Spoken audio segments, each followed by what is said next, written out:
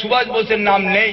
ওই যে কথা বেঙ্গল ওয়ারেন্টেড পোস্টার দিয়ে বলেছে যে এর নাম হচ্ছে অ্যানিটা ব্রিজেট, এর বাপের নাম হচ্ছে কর্নেল পি ব্রিজেট, তার পাসপোর্টে সেই নামই রয়েছে।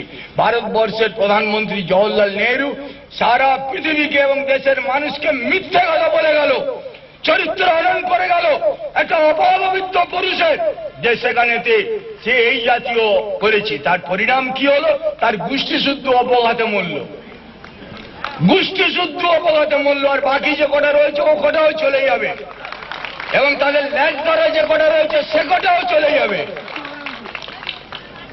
এই হচ্ছে সত্যের সঙ্গে মোকাবিলার পরিণতি কি হতে পারে। আমি আরেকটি ঐতিহাসিক কথা বলছি।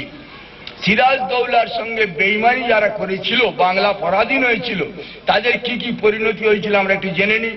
আর তার সঙ্গে দেশভাগ করা যে নেতারা ছিল তাদের পরিণতিটা মিলিয়ে নিই। সিরাজের মাথা কেটে নিয়ে তার মাকে দেখাতে নিয়ে গেছিল সিরাজ মির্জাফরের ছেলে মিরন। তো সিরাজের মাকে যখন গিয়ে ওড়না তুলে সিরাজের কাটা মাথাটা দেখাচ্ছে, সেও ক্ষত্রিয়ের মেয়ে, তো সে বলছে তোরা মেরেছিস, বেশ করেছিস, কিন্তু কারুকে মেরে তার মাকে কেউ এটা দেখায়? তা আমি এই কথাই বলছি যে বজ্রাঘাতে তোর মৃত্যু হোক। এর কিছুদিন বাদে দিনের বেলায় আকাশে কোনো মেঘ নেই, মিরান ঘোড়ায় করে বাইরে থেকে এসে সে প্রাসাদে উঠবার জন্য পা দিয়েছে, বজ্রাঘাতে মিরান মারা যাচ্ছে।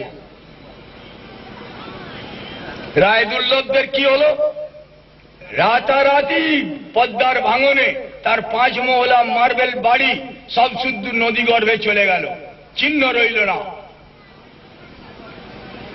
যে ওই যার কাছ থেকে কবলা লিখিয়ে নিয়েছিল উমি চাঁদ, সেই সময় বাংলার বিড়লা, বাংলা সরকারকে মানে বাদশাহকে সে দরকারে টাকা দেয়, তার পাট্টা তাকে 18 লক্ষ টাকা দিয়ে ক্লাইভ সই করিয়ে নিল। সেই পাট্টার রাইটটা, অর্থনৈতিক আধিপত্য যেটা উমি চাঁদের ছিল, সেটা ক্লাইভ ইংরেজ নিল, নিয়ে তাকে এখান থেকে দূর করে দিল, একটা পয়সাও দিল না।